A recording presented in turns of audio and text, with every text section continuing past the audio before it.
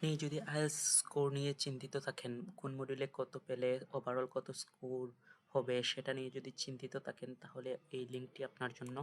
এই লিঙ্কটি কপি করে আপনি যদি কোনো ব্রাউজারে যে একটি নতুন পেজে দেখাচ্ছি পেস্ট করে যদি সার্চ করেন, তাহলে আইএলটিএস অ্যাডভান্টেজের এই স্কোর ক্যালকুলেটরটি আসবে, এই পেজটি আসবে। তারপর লিসেনিংয়ে যদি আপনি ধরুন ইন্ডিভিজুয়াল দেখতে পারবেন 30 পেলে কত হয়, 7 হয়। জেনারেল রিডিং স্কোর যদি আপনি দেখতে চান 25 পেলে কত হবে, 5 হয়।